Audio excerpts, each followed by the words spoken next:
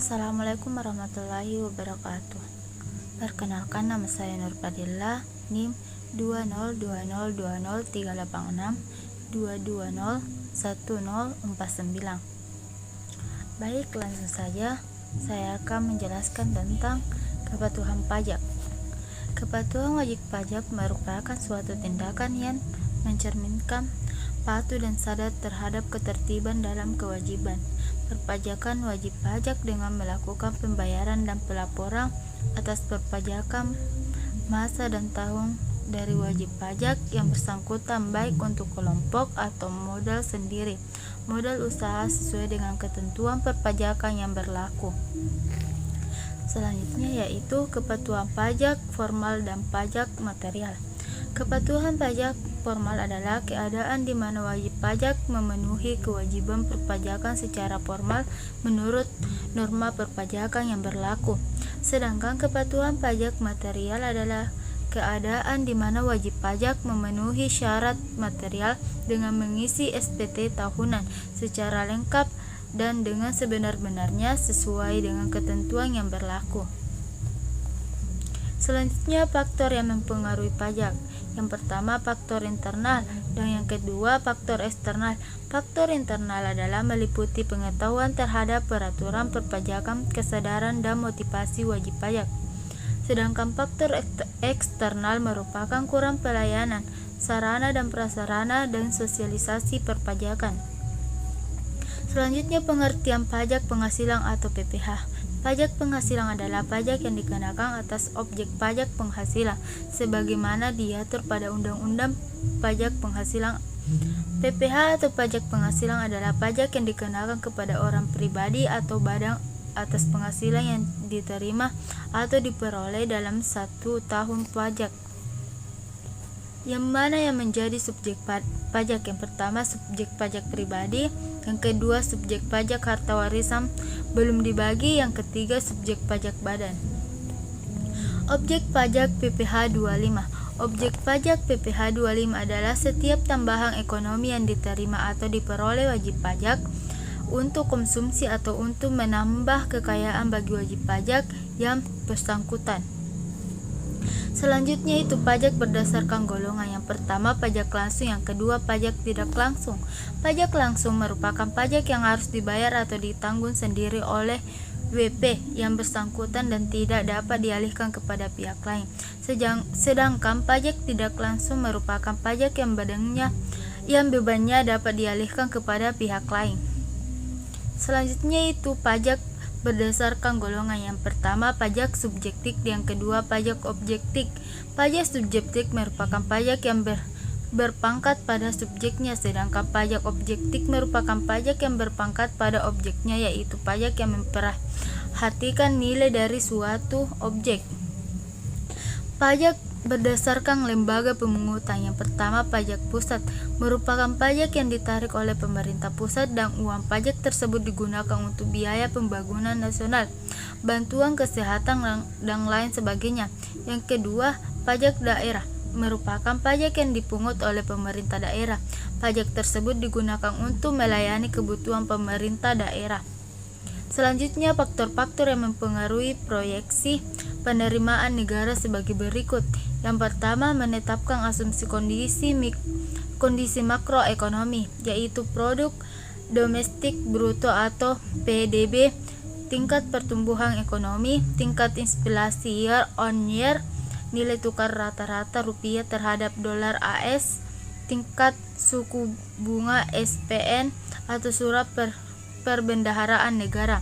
Yang kedua, data penerimaan negara tahun-tahun sebelum atau melihat histori penerimaan negara baik dari pajak maupun cukai.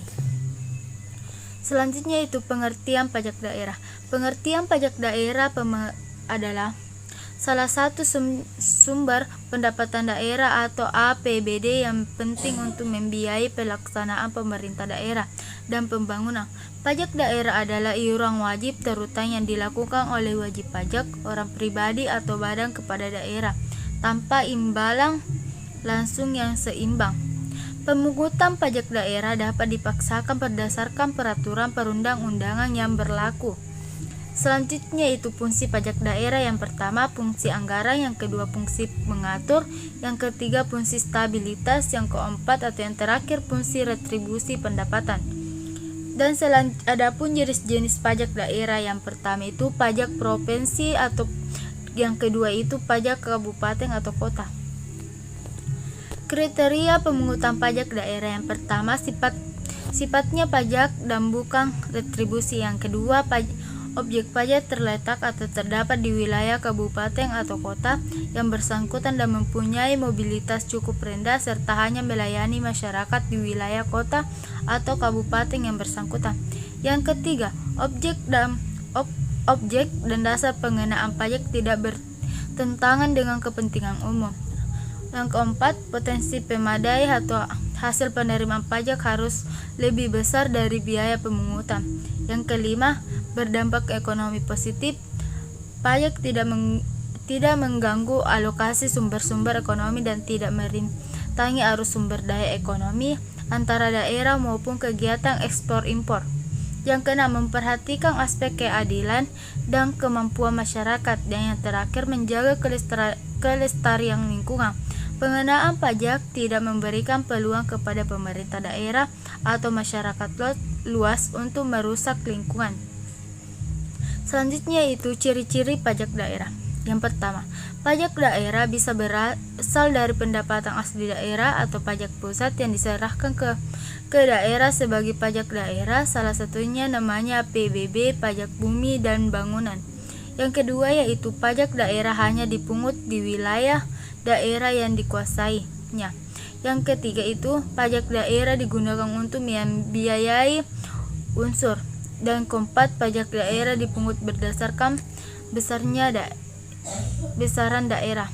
Negara atau pajak pusat merupakan pajak yang dipungut oleh pemerintah pusat dan digunakan untuk membiayai seluruh kebutuhan rumah tangga. Pemungutan pajak negara memiliki tujuan pemerataan penghasilan bagi pemerintah daerah di Indonesia. Selanjutnya itu jenis-jenis pajak negara. Yang pertama pajak penghasilan atau PPH, yang kedua pajak pertumbuhan nilai, yang ketiga biaya materi, yang keempat biaya cukai, yang kelima pajak bumi dan bangunan atau PBB, yang keenam biaya perolehan hak atas tanah dan bangunan atau BPHTB. Selanjutnya itu fungsi pajak bagi pembangunan negara. Yang pertama fungsi anggaran, yang kedua fungsi pemerataan, yang ketiga fungsi stabilisasi, yang keempat fungsi regulasi.